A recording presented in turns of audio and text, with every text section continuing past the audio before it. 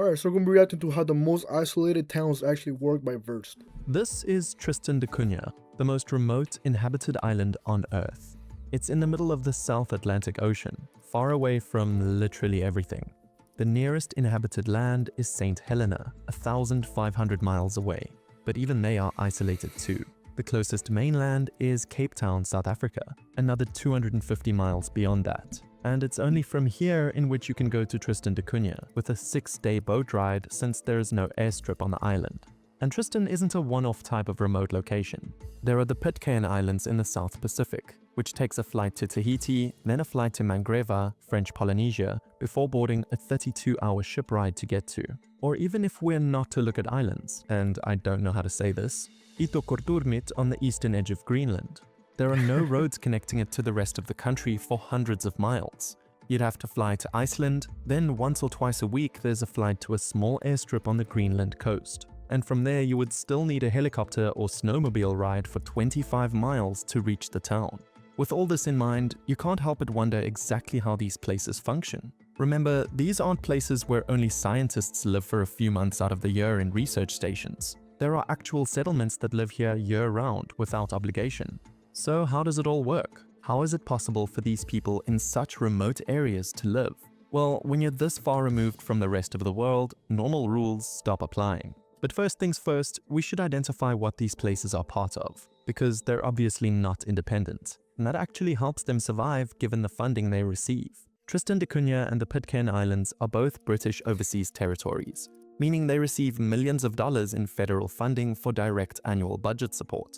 What does the United Kingdom have those islands though? Like, how does it benefit them? Like, alright, cool, that's a cool territory to have, but like, you're wasting millions of dollars on it, and does it bring you back any money at all? This is in the form of essential infrastructure maintenance, civil salaries, education, healthcare, and critical emergency disaster rescue, which was actually needed back in 1961 when the volcano on Tristan da Cunha erupted, triggering the evacuation of the entire population to England for 2 years. In places with no viable tax base, no private sector depth, and extreme geographic isolation, this support is what prevents immediate collapse. As for Ittoqqortoormiit, it's a part of Greenland, so it's treated more as a failing town inside of a national system. But Greenland is an autonomous territory in the Kingdom of Denmark. So how it works is that Denmark sends about 500 million euros annually to Greenland, covering essential services like health and education, which amounts to over half its public budget and 20% of its GDP. Then Greenland decides how to use the funds, and remote settlements like Ittoqqortoormiit get a piece of it, which comes in the form of teachers and healthcare salaries, subsidized helicopter flights, heated public buildings, and more. So now let's start with the most basic challenge: getting stuff there. In most of the world, if you need something, you go to a store or order it online and it shows up in 2 days. But in Tristan da Cunha, with a population of 240 people, it's a bit different. Bro, I'm guessing there has to be like a lot of incest in those communities. At the same time, I feel like it's such a small town that everyone knows each other, so that's kind of cool. But also, do they even have Wi-Fi there? I'm curious about that. How good is their Wi-Fi? Ireland's only settlement, known as the Edinburgh of the Seven Seas, there's a store. But it only stocks what the last ship brought in, and that ship only comes about 8 to 10 times a year. But this isn't all, 8 to because 10 times these a bigger year? ships have to anchor offshore since they're too big for the island's only port, Calshot Harbour, which is extremely small and shallow. So supplies get transferred onto smaller boats, then ferried to the pier, and even that can only happen in calm conditions. The island sits in the Roaring Forties, a band of ocean known for relentless westerly winds and rough seas.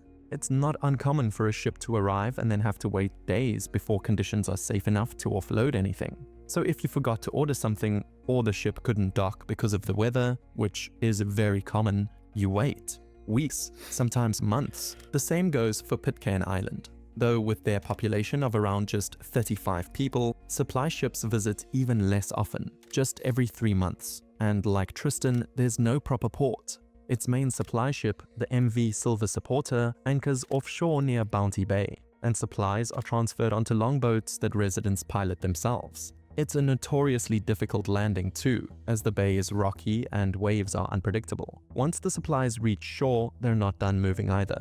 Everything has to be hauled up the Hill of Difficulty, a steep path from the landing point to the main settlement of Adamstown. In Itiqorturmit, with the largest population of the three at 350, it's uniquely complicated, since it's not surrounded by open ocean, but rather ice. During winter, the sea freezes entirely, cutting off boat access for about 3/4 of the year. So supplies come Damn. primarily by air when they can, but there's also no By airstrip in air? the town itself. The nearest one is Nerlerit Inat, about 25 miles away from the coast. And for bulk supplies like fuel, that comes just once or twice a year, when a tanker navigates through the brief summer window before the ice closes in again. Civilization in these places is simply complex. Anyways, stockpiling is essential to living in these remote places. But what are the residents actually doing while living there? Well, on Tristan da Cunha, the waters around the island are home to the Tristan rock lobster, and they're valuable. So rock lobster fishing is really the only private industry. There's a processing factory where the lobsters are frozen and prepared for export. And when the supply ships come, they take the haul back to Cape Town for international distribution to the US and Japan. But here's what's interesting about Tristan's economy. It's not fully capitalist in the way most places are. Land on Tristan can't be bought or sold. It's communally held. Outsiders can't just show up and purchase property. You have to be accepted by the island council. And even then, land is allocated, not sold. Every family has their own field on the potato patch area, assigned to them, which they farm for personal use. That's so Cattle graze cool. on communal land. It's part self-sufficiency, part community socialism, structured this way since the early settlers arrived. There's also no income tax there. The island government generates revenue through fishing license fees, the sale of postage stamps to collectors, and small-scale tourism when expedition ships stop by. But with only 240 people and the UK covering essential services, it doesn't have to be. As for Pitcairn, with just 50 people, there's no factory being run, but the land is extremely rich in agriculture and fish. I mean, most families grow their own food. The main industry is honey. See, the bees in Pitcairn are special. Because the island's so isolated, they've never been exposed to varroa mite or diseases devastating hives elsewhere in the world. This makes Pitcairn honey certified organic and disease-free, marketed as some of the rarest, purest honey on Earth. The operation is run through the Pitcairn Islands Producers Cooperative, exporting primarily through New Zealand. Besides honey, stamps, just like Tristan da Cunha, are a collectible item given their rarity due to isolation and few people. Dude, I want to try that honey so bad now. The purest kind of honey that has not been touched by any type of parasite whatsoever. That's so cool. I wonder how different it is, that type of honey, compared to like a supermarket honey from like the United States, just at a random store. It's niche, but it's something. And then there's Itiqorturmit. It's more populated than any of these islands. Yet the way of life is even more traditional. Local hunters have made a living from whale and polar bear hunting for generations. And it remains, up to the present, a significant cultural economical factor in the area. Tourism here is actually growing in importance, really being the only private sector, driven by its extreme Arctic remoteness, unique Inuit culture, and stunning landscapes. How do they make money out of whales? Is that even a thing, like whale meat? Do people eat that? So what do the future of these remote settlements have in store? Well, surprisingly, the strategies of how they're maintained are actually different. Let me explain. For Tristan da Cunha, the future is about preservation without growth. Their population may be small, but it's held steady for decades. The UK treats the island as a place that must continue to exist, even if it never becomes economically viable. Tristan isn't expected to grow, but it's expected to survive. That's why there's still some modernization and infrastructure projects being done on the island, such they have as the seals. building of the Kamogli Healthcare Center rather than maintaining the old hospital. Meanwhile, on Pitcairn, it sits on the opposite end of the spectrum. Sure, it's getting some funding and all, but the UK's strategy for it is more on the side of managed decline. Basic services are maintained, legal obligations are met, and residents are protected. But there's no long-term effort to preserve the settlement itself. And maybe that's a good thing after all, because, well, that whole abuse scandal they had, which is too horrific to talk about on YouTube.